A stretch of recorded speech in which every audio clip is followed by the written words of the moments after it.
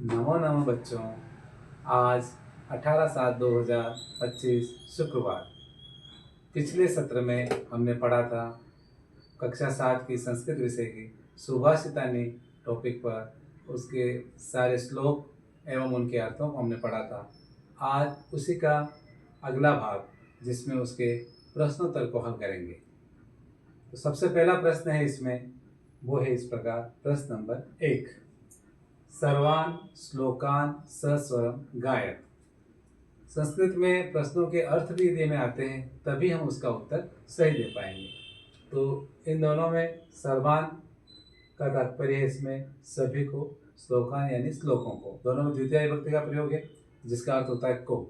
तो सभी श्लोकों को सस्वरम गायत, सस्वर गाएं। तो कई बार हम पासबुक इत्यादि कहीं से करते हैं तो यहाँ पर लिखा हुआ आता है इस प्रश्न को अध्यापक की सहायता से करें, तो उस प्रकार हमें नहीं करना है। हमें इन श्लोकों को सारे लिखना है और उसके बाद इनको गाना है, और यदि याद भी कर सकें तो बेहतर रहेगा। एक बार मैं इसको सस्वर गायन करता हूँ, आप सभी ध्यान से सुनिए। पृथिव्यां त्रीणि रत्नानि झल्मन्नं सुभाषितं मूढे पाषाणखण्डेषु रत्नसंज्ञा विधीयते। सत्येन धार्यते पृथ्वी सत्येन तपते रवि सत्येन वाति वायुश्च सर्वं सत्ये प्रतिष्ठितं। दाने तपसि शौर्ये च विज्ञाने विनये नये विस्मयो न हि कर्तव्यो बहुरत्ना वसुंधरा। सद्भिरेव सहासित सद्भिः कुर्वित संगतिं सद्भिर्विवादं मैत्रीं च नासद्भिः किंचिदाचरेत्। धन धान्य प्रयोगेषु विद्याया संग्रहेषु च आहारे व्यवहारे च त्यक्तलज्ज सुखी भवेत्। क्षमावशीकृतिर्लोके क्षमया किं न साध्यते शांति खड्ग करे यस्य किं करिष्यति दुर्जन। इस प्रकार हमने सारे श्लोकों को गाया। अब उन श्लोकों के आधार पर ही हमें इनका आपस में मिलान करना है। तो सर्वप्रथम हम जो श्लोक हमने पढ़ा था उसके आधार पर इनको मिलान करेंगे अपन। इस प्रश्न का अर्थ भी हमें याद है, यथा योग्यम श्लोकांशान मेलियत। तो एक एक शब्द का अर्थ करेंगे। यथा योग्य यानी बीच में भी एक कॉल आ गया था, मैं एक बार फिर से प्रारंभ कर रहा हूँ। तो पहले श्लोक में हमें क्या करना है, सभी श्लोकों को सस्वर गाना है। तो इसके लिए हमें सबसे पहले इनको लिखना है और लिखने के बाद इसको अपने को गाने का अभ्यास करना है और याद भी करें। तो इस जगह ये जो एक लाइन छोड़ रखी है इसके पूर्व हमें सारे श्लोकों को लिखना है।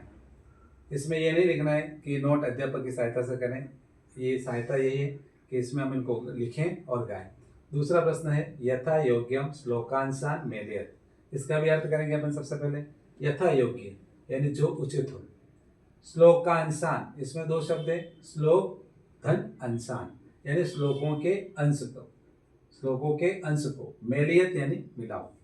यथा योग्य श्लोकों के अंश को हमें मिलान करना है। अब हम इधर श्लोक की पहली लाइन पढ़ेंगे, इसके साथ ही इनके साथ जो मिलने वाली लाइन है उसको हम इसके साथ मिलान करेंगे। तो सबसे पहले लाइन है धन धान्य प्रयोगेषु। तो वो श्लोक हमने पढ़ा था, धन धान्य प्रयोगेषु विद्याया संग्रहेषु च। तब इसमें कहाँ है विद्याया संग्रहेषु च, ये वाला 4 नंबर। तो 1 नंबर को हमें इस 4 नंबर से मिलान कर देना। दूसरा इसमें विस्मयो न ही कर्तव्य, तो वो भी अपना श्लोक है। विस्मयो न ही कर्तव्य बहुरत्ना वसुंधरा। तो इसमें 2 नंबर को हमें 3 नंबर से मिलान देना, बहुरत्ना वसुंधरा। फिर अगला है सत्येन धार्यते पृथ्वी। तो ये श्लोक भी हमने पढ़ा था, सत्येन धार्यते पृथ्वी सत्येन तपते रवि। तो इसको हमें सत्येन तपते रवि से मिला देना। तो ये तीसरे को हमें 5वें से मिला देना। अगला है सद्भिर विवादम मैत्रीं च। तो वो श्लोक भी हमें पढ़ना है, सद्भिर विवादम मैत्रीं च ना सद्भि किंचिद आचरेत्। तो ना सद्भि वाली कहाँ लाइन लिख रखी है, तो चौथे नंबर को हम मिलाएंगे 1 नंबर से। और मिलान इस प्रकार से करना है कि लाइन साफ दिखे कि कौन किससे मिल रहा है। अगला है आहारे व्यवहारे च। तो वो श्लोक भी है त्यक्त लज्ज सुखी भवे। तो इसको हम 5वें को 2 नंबर से मिला लेंगे। तो इसमें इस प्रकार से मिलाना है, एक लाइन दिखी हमें, तो ये अपने को मिल गया। एक बार तो इसको लाइनों के आधार पर, पंक्तियों के आधार पर इसको मिलान करना है। इसके बाद जो इसका सही क्रम है उसको उसके साथ ही लिखें। तो देखिए हमने नीचे लिखा है मेलनम और वापस लिखा धन धान्य प्रयोगेशु विद्याया संग्रहेशु च। तो देख लो, ये इससे मिलाया, इसको बिल्कुल इसके सामने लिख दिया। विस्मयो न ही कर्तव्य बहुरत्ना वसुंधरा, जो जहां से मिलान कर रखा था उसको यहाँ बिल्कुल सामने लिखना है। सत्येन धार्यते पृथ्वी सत्येन तपते रविः। उसके बाद अगला है अपने सद्भिर्विवादम मैत्रीं च नासद्भिः किंचिदाचरेत्। और आखिरी मिलाया हमने आहारे व्यवहारे च त्यक्तलज्ज सुखी भवेत्। अब इसके बाद हम अगला प्रश्न, तीसरा प्रश्न हल करेंगे। तो अगला प्रश्न है अपना तीसरा प्रश्न। इसका है एक पदेन उत्तर, तात्पर्य है एक पद से उत्तर दें। पदेन में कौन सी विभक्ति है? तृतीया। तृतीया का अर्थ होता है से, तो पद से, एक पद से उत्तर दे, अर्थात एक पद में हमें उत्तर देना है। सबसे पहला क प्रश्न है हमारा, पृथिव्याम कति रत्नानि। पृथिव्याम में सप्तमी विभक्ति है जिसका अर्थ होता है पृथ्वी पर। कति प्रश्नवाचक शब्द है जिसका अर्थ होता है कितने, और रत्नानि यानी रत्न है। पृथ्वी पर कितने रत्न है? तो वो श्लोक हमने पढ़ा था पृथिव्याम त्रीणि रत्नानि। तो इसमें हमें सिर्फ एक शब्द में उत्तर देना है, त्रीणि।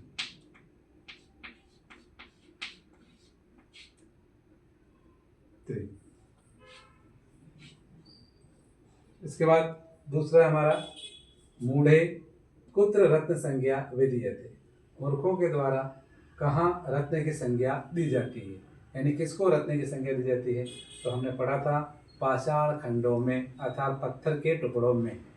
तो वो भी हमने पढ़ा था मूढ़े पाषाण खंडेषु रत्न संज्ञा विधीयते। तो उसमें से हमें लिखना है पाषाण खंडेषु, पाषाण खंडेषु। और यूँ देखिए हम, तो जो विभक्ति प्रश्नवाचक शब्द जो होती है उत्तर में भी वही विभक्ति होती है। जैसे यहाँ कुत्र है तो सप्तमी आती है, तो ये पाषाण खंडेषु। अगला है हमारा तीसरा प्रश्न, पृथ्वी केन धार्यते। पृथ्वी किसके द्वारा धारण की जाती है? तो यहाँ केन आ रहा है, तो केन में कौन सी विभक्ति होती है? तृतीया। तो उत्तर में भी तृतीया ही आएगी। पहले अर्थ कर लें, पृथ्वी किसके द्वारा धारण की जाती है? तो हमने श्लोक पढ़ा था सत्येन धार्यते पृथ्वी। तो इसमें हमें लिखना है सत्येन। जो विभक्ति प्रश्न में होती है वही उत्तर में, तो केन तो सत्य। अब अगला है कई संगतिन कुर्वे, किसके साथ संगति करनी चाहिए? तो वो श्लोक हमने पढ़ा था सज्जनों के साथ संगति करनी चाहिए। तो कई कौन सी विभक्ति है? तृतीय विभक्ति। तो सज्जन की भी हमें तृतीय विभक्ति बनानी पड़ेगी, और वो अपने पाठ के अनुसार आया था सद्भि। तो इस कई की जगह पर यहाँ आएगा सद्भि।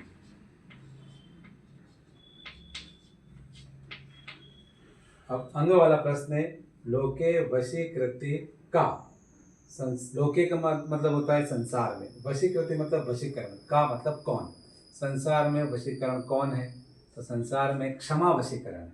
तो इसमें हमें एक शब्द में उत्तर देना पड़ेगा, क्षमा।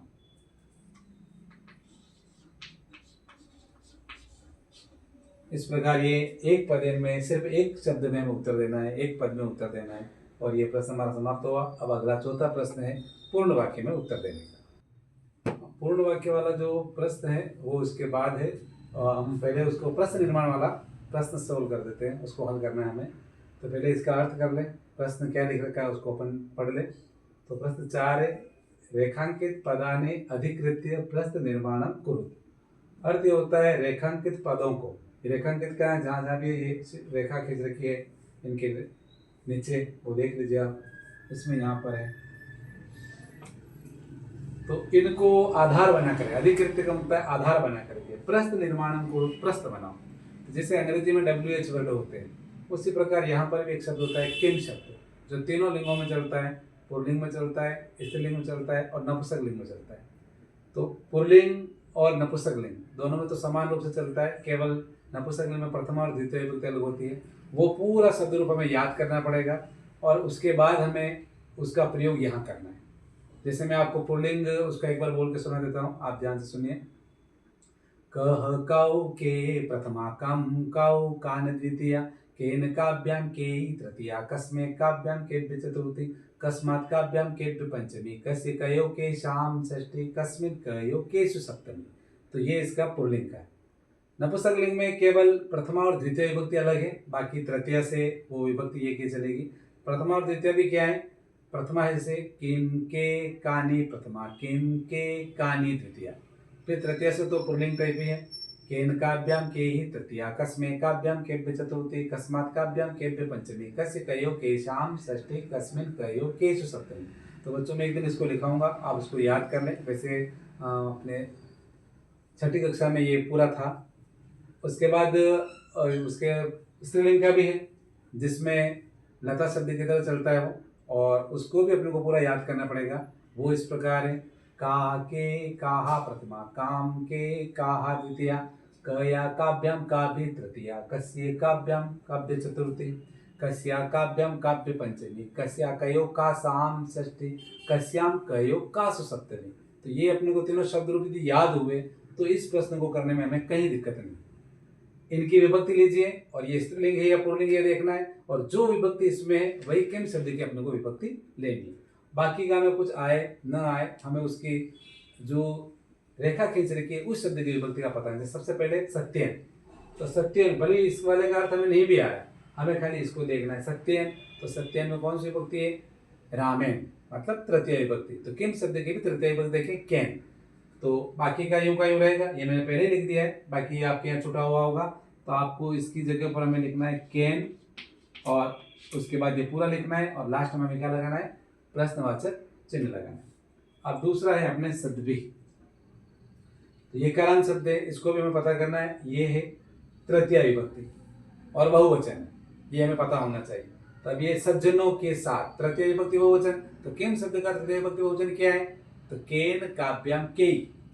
तो इस जगह हमें क्या लिखना पड़ेगा, केवल के। अब ये कहां से आ रहे हैं, किम शब्द से, इसकी विभक्ति हमें पता लग गई। उसके बाद ये अपने को इसी विभक्ति का प्रयोग कर लेना है। जैसे ये तृतीय थी तो हमने किम शब्द का तृतीय विभक्ति का प्रयोग कर लिया, के। अब अगला देख लिया वसुंधरा। तो वसुंधरा स्त्रीलिंग शब्द है, ये लता शब्द की तरह, जैसे लता लते लता, वसुंधरा वसुंधरे वसुंधरा। तो वसुंधरा प्रथमा विभक्ति है, और प्रथमा विभक्ति का एक वचन।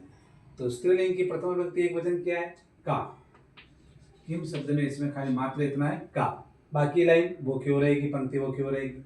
अब इसमें देख लिए विद्याया, ये लता शब्द आपको ध्यान है तो पता है, लताया। तो लताया कौन सी विभक्ति हुई, अपने षष्ठी विभक्ति। तो किम शब्द की षष्ठी विभक्ति क्या होगी स्त्रीलिंग में, कस्या। तो ये लिखेंगे हम कस्या। यदि तीनों शब्द रूप याद है तो इस प्रश्न को करने में कोई दिक्कत नहीं। अब देख लीजिए मैत्रिम, ये नपुंसकलिंग शब्द है मैत्रिम, और किम शब्द की प्रथमा विभक्ति द्वितीय दोनों सेम चलती है, किम किम।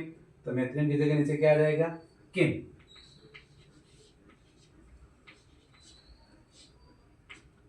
इस प्रकार यदि किम शब्द के तीनों लिंग याद है हमें, तीनों पुरुष तीनों लिंगों में किम शब्द याद है, तो हम प्रश्न निर्माण वाले प्रश्न आसानी से कर सकते हैं। अब अगला प्रश्न हम पूर्ण वाक्य वाला करेंगे। हाँ, अब अगला प्रश्न हमारा था पांचवा प्रश्न, प्रश्न नाम उत्तराणी लिखत। ये संधि विच्छेद है, यहाँ पर ये म यहाँ रहेगा और इसमें नीचे ऊ की मात्रा है, इसको ऊ को इधर बोलेंगे। जब भी बोले हम तो इसे बोले प्रश्नानाम उत्तराणी। प्रश्नानाम में षष्ठी विभक्ति रामानाम, अर्थ होता है का के की। तो प्रश्नों का उत्तर लिखें।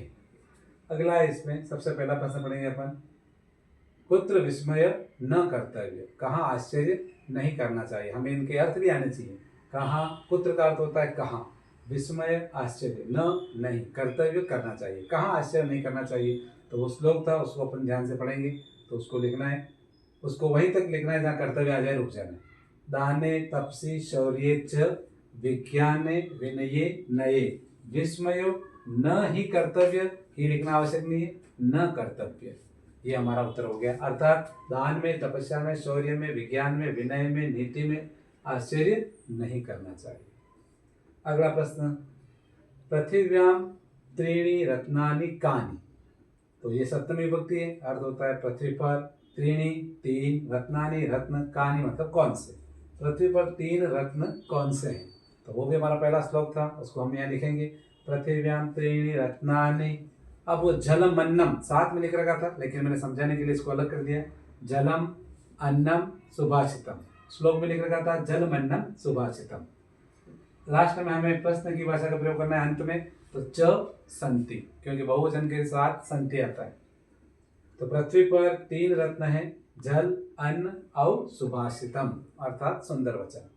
तीसरा प्रश्न, त्यक्त लज्जा कुत्र सुखी भवेत्। तो लज्जा को त्याग कर, यहाँ से अर्थ चलेगा, लज्जा को त्याग कर कहाँ सुखी होना चाहिए, किन किन क्षेत्रों में हमें सुखी होना चाहिए लज्जा को त्याग कर। तो लिख करके आइए, अपना श्लोक था वो, उसको अपन वापस पढ़ेंगे। धन धान्य प्रयोगेषु विद्या संग्रहेषु च आहारे व्यवहारे च त्यक्त लज्ज सुखी भवेत्। अर्थ हुआ, धन धान्य के प्रयोग में, विद्या के संग्रह में, भोजन में और व्यवहार करने में हमें लज्जा को त्याग कर सुखी होना चाहिए। अब अगला प्रश्न हम पढ़ेंगे। अगला प्रश्न है प्रश्न 6। इसका पहले हिंदी अर्थ कर लेते। मंजुषात पदानि चित्वा लिंगानुसारम लिखत। तो मंजुषात यानी मंजुषा से, यहाँ से लेकर यहाँ तक ये मंजुषा बनी हुई। मंजुषा का मतलब होता है संदूक, ये शब्दों की संदूक है। पदानि चित्वा, पदों को चुनकर, चित्वा यानी चुनकर, इसमें कर्ता प्रत्यय। लिंगानुसारम लिखत, जो लिंग हो इसमें उसके अनुसार लिखना है। संस्कृत में 3 लिंग होते हैं, स्त्रीलिंग, पुल्लिंग, नपुंसकलिंग, और हिंदी में 2 होते हैं, स्त्रीलिंग और पुल्लिंग। तो पहले इन शब्दों को देख लें। रत्नानि, रत्न। तो इस संदूक के अंदर शब्दों की जो संदूक है, इसमें सबसे पहला है रत्नानि, रत्न। वसुंधरा, पृथ्वी। सत्येन, सत्य से। सुखी, सुखी। अन्नम, अन्न। वह्नि, आग। इसमें दो वर्ण है, ह और न। इसको बोलेंगे वह्नि, वह्नि मतलब आग। फिर रवि, सूर्य। पृथ्वी, पृथ्वी। संगतिन, संगति। अब इनको अपन लिंग के अनुसार जमाएंगे। तो पहले लिख दिया पुल्लिंग, स्त्रीलिंग, नपुंसकलिंग। इसमें पुल्लिंग कौन कौन से हैं, तो सबसे पहले आप देख लीजिए, यहाँ से चलेंगे हम और एक एक शब्दों को अलग अलग लाइन में सबसे पुल्लिंग पुल्लिंग देख लेते हैं। तो रत्नानि नहीं है, वसुंधरा भी नहीं है, सत्येन भी नपुंसकलिंग के अंतर्गत। तो सुखी, सुखी इसमें आएगा सबसे पहले। दूसरा इसमें आएगा वह्नि, वह्नि का होता है आग, तो आग भी इसी में आएगी। उसके बाद रवि, रवि यानी सूर्य, सूर्य भी इसी में आएगा। तो ये तीनों हो गए पुल्लिंग के। उसके बाद चलेंगे स्त्रीलिंग। तो स्त्रीलिंग तो आप आसानी से पहचान लोगे। सबसे पहले वसुंधरा, वसुंधरा लिख दिया। उसके बाद हम चलेंगे इधर आगे, पृथ्वी, पृथ्वी भी लिख लिया। फिर उसके बाद रहेगा अंतिम संगति। अब हमारा अगला है नपुंसकलिंग। नपुंसकलिंग में शेष जो बचे हुए हैं उनको उसमें लेंगे। तो कौन कौन बच गए, रत्नानि, सत्येन और अन्नम। इस प्रकार इनको जमाना है। तो जो पुरुषवाचक शब्द हो उसे पुल्लिंग, जो स्त्रीवाचक जो हो उसे स्त्रीलिंग, और इसके अलावा पदार्थ, वस्तु इत्यादि आती है वो सारे नपुंसकलिंग के अंतर्गत आते हैं। अब इसमें अगला प्रश्न है 7वां। अधोलिखित पदेषु धातवः के सन्ति।